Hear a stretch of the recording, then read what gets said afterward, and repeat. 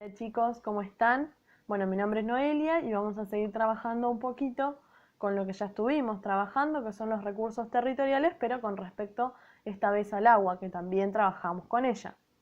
Em, bueno, para empezar vamos a decir que la distribución en la que se encuentra el agua en el mundo, el agua dulce en el mundo, es de un 2% y en relación es muy chiquitito y nosotros no podemos abastecernos de ese 2%. ¿Por qué? Porque incluye a los humedales, a la humedad atmosférica y bueno, también a los ríos, a los lagos y lagunas de los que sí va a ser parte el hombre para poder abastecerse de ella. Eh, bueno, también vamos a hablar de las cuencas hidrográficas. Las cuencas hidrográficas van a ser aquellas áreas por la que drene el río y sus afluentes. Estas cuencas hidrográficas van a estar muy relacionadas con el clima. ¿Por qué? Porque en un clima húmedo, estas cuencas van a depender mucho de las precipitaciones. Entonces van a tener un mayor volumen en épocas donde el clima húmedo esté en su mayor exponente. Em, bueno, con respecto al clima árido, van a ser de total importancia las aguas subterráneas. Y en los climas fríos van a estar en su mayor exponente los glaciares. El agua va a estar en forma sólida en los glaciares. Em, las cuencas hidrográficas están divididas, distribuidas por todo el mundo. Acá vamos a ver un mapa en las que podemos ver cómo se distribuyen. Todo lo verde son las cuencas hidrográficas del mundo. Y podemos ver en las zonas en las que hay mayor recurso del agua y en otras menos. Y después vamos a ver el mapa azul en las que nos va a representar la cantidad de personas que van a tener una insuficiencia o la cantidad de territorio, mejor dicho, que van a tener una insuficiencia o escasez del agua. ¿Sí? El que tengan un acceso al agua, vamos a estar hablando del término de disponibilidad. Este término nos va a llevar de que si ellos tienen disponibilidad, estos territorios tienen disponibilidad de agua, van a hacer que puedan realizar las actividades socioeconómicas de las que ya estuvimos trabajando en la clase anterior. Estas actividades socioeconómicas podían ser de uso agrícola, de uso industrial, de usos de servicios, recreativos o de ocio. ¿Sí? También podemos ver en el mapa, como recién marcamos, que, por ejemplo, África tiene cuencas hidrográficas y también está marcado en el mapa azul como un país con escasez o insuficiencia de agua. Como dato de las Naciones Unidas, tenemos que 800 millones de personas están en esa situación de que no tienen acceso al agua potable. ¿Por qué sucede esto? Bien, esto sucede porque hay, porque la mayoría de las veces los recursos hídricos o los cuerpos de agua son compartidos por más de un país. Entonces, esto produce conflictos, a veces bélicos, eh, por el uso del agua, ¿sí? Es muy raro que un país tenga un uso exclusivo de su cuenca o de la cuenca.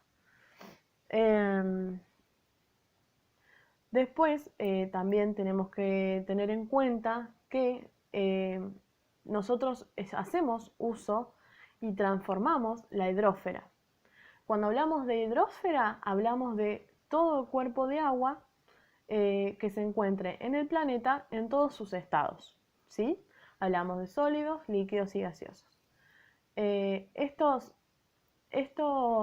perdón, perdón chicos, estos cuerpos de agua fueron transformados por el hombre para hacer uso de ella. Y esto consta desde la antigüedad con la creación de embalses, de molinos de viento, y ya un poco más avanzando en la historia de estas represas hidroeléctricas, ¿sí? Entonces, la modificación que hace el hombre en la hidrósfera va a afectar de alguna manera a la población. ¿Por qué? Porque si yo hago un embalse aguas abajo, esto va a afectar de alguna manera, porque el curso de agua podría disminuir, ¿sí? Entonces esto también sería una causa de un conflicto en el que podría terminar en conflictos con otros países, ¿sí? O con el país que se comparte el recurso. Entonces, lo que se espera es que hagan un manejo integral de las cuencas hidrográficas. ¿Y qué significa esto? Esto significa desectorizar el uso del agua. Es decir, que se puede hacer un uso compartido del recurso. Y algo también muy importante es involucrar a la población local donde se encuentra la cuenca, ¿sí? A través de estrategias en las que esas personas se sientan parte de esos proyectos, ¿sí? Podemos dar, por ejemplo, el río Colorado, que van a hacer un acueducto en el que compartirían agua de ese río, del río Colorado, hacia Bahía Blanca, ¿sí? También localmente se puede decir, yo como habitante de Pedro Luro, que estaba esa voz en los habitantes del desacuerdo en que se comparta. Pero también podría ser una forma de que no se involucraba al pueblo o a los habitantes de Pedro Luro en estos proyectos, ¿sí? Por si no saben, allá en Pedro Luro está Corfo, que es un ente que regula el riego a partir del río Colorado, ¿sí? Y ellos son los que proyectaban junto con Coirco, que es también otro ente, el riego, y el proyecto estaba en pie y está en proceso, ¿sí? Bueno, entonces, esto hablando un poco en general, ¿no? Del uso del recurso. Otra cosa que también vamos a trabajar en la clase de hoy es el agua potable, ¿sí? ¿Qué tiene que tener el agua para que sea potable? Bueno, según la Organización Mundial de la Salud, la OMS, nos dice que para que el agua sea potable va a tener que ser insípida, incolora e inodora, ¿sí? Esto ya lo sabemos. Y también tiene que tener una cantidad específica de gases y de sales inorgánicas en un nivel específico que se requiere, y tiene que carecer de material que sea nocivo para la salud, ¿sí? El agua en forma natural se encuentra en la naturaleza, y también la podemos potabilizar a través de plantas para que sea justamente potable y se pueda consumir, ¿sí? Estas plantas de potabilizadoras, de agua, lo que van a hacer va a realizar un tratamiento al agua, en el que va a pasar por distintas etapas. Va a pasar por el proceso de captación, que es donde el agua toma a través de caños el agua de los ríos o lagos, y la lleva a la planta.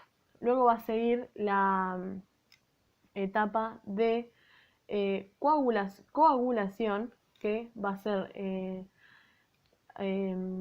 meter en el agua, en estos tanques de agua, va a ser meter coagulantes para que las partículas sólidas se unan y decanten y siga transportando el agua por el proceso que sigue, que va a ser el de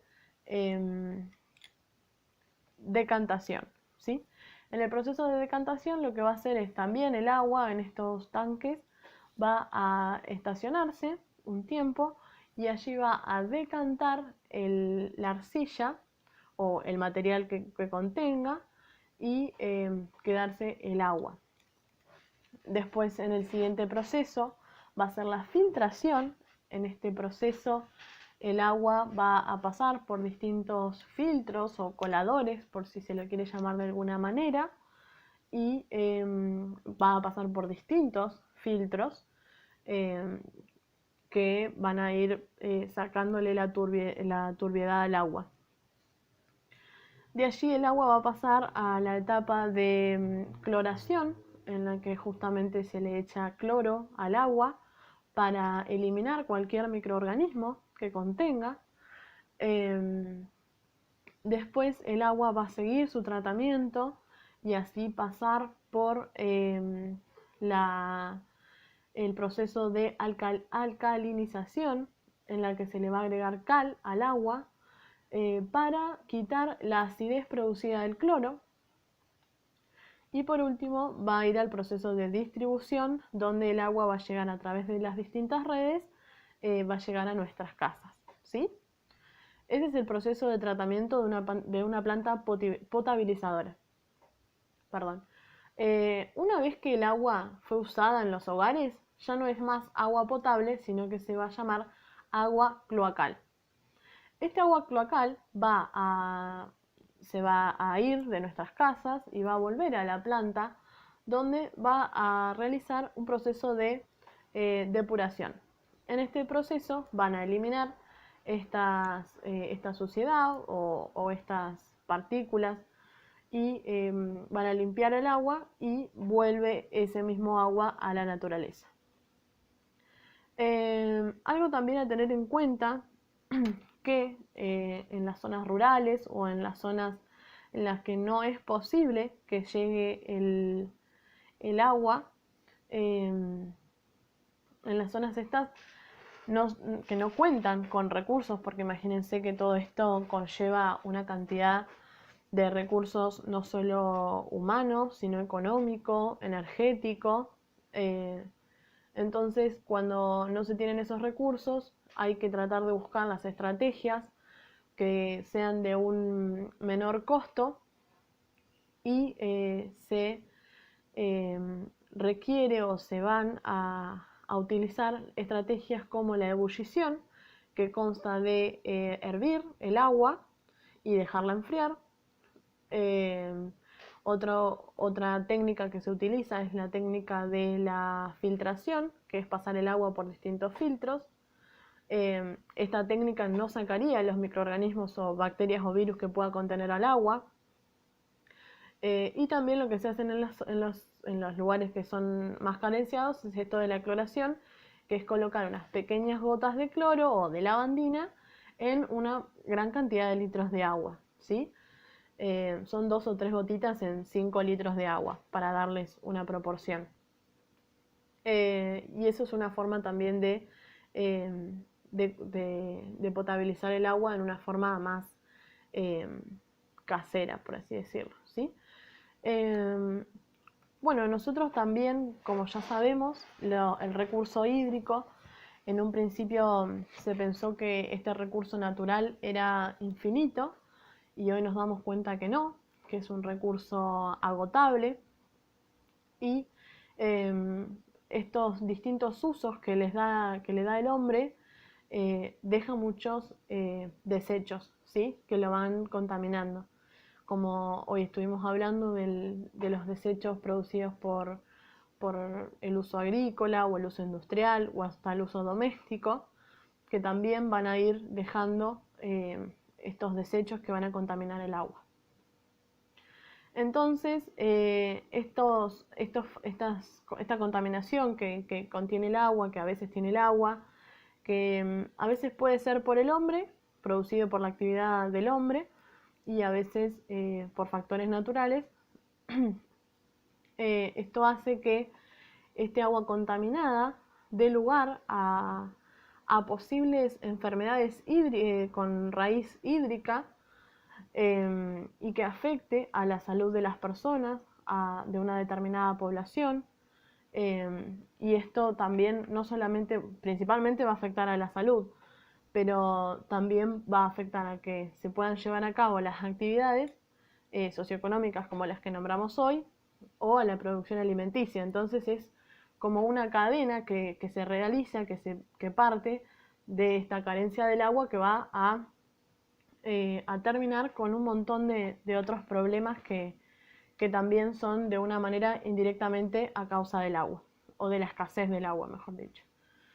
En esto también tenemos que tener en cuenta la parte legal, o la responsabilidad legal que deberían tener los estados o las políticas de estado, en las que muchas veces es fragmentado, o en las que a veces no se cuenta con ella, porque esto requiere de muchos recursos económicos, humanos, ¿sí?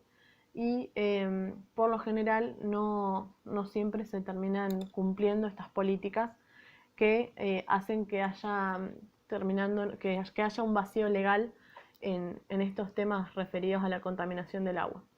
Sin ir más lejos, también tenemos como ejemplo el estuario de Bahía Blanca, en las que hoy en día no se puede hacer uso de ese agua para una pesca, o para uso balneario, por ejemplo, o turístico, ya que se encontraron en los peces que en su organismo tienen la capacidad eh, de guardar o de reservar estos desechos tóxicos que eran provenientes del polo, y gracias a estudios que se hicieron nos pudimos dar cuenta de que esto estaba produciendo desventajas o consecuencias en el ecosistema, y por supuesto también no solamente en las especies sino en el agua, ¿sí? Bueno, esto un poco más o menos para trabajar lo de la clase. También van a estar trabajando con un experimento en el que van a hacer un método de potabilización. Después van a tener que ver cuál es. Van a tener que seguir los pasos que yo se los dejé detallados. Y vamos a trabajar con una noticia que también es un poco a nivel regional, con esto de que hablábamos recién del estuario de Bahía Blanca, ¿sí?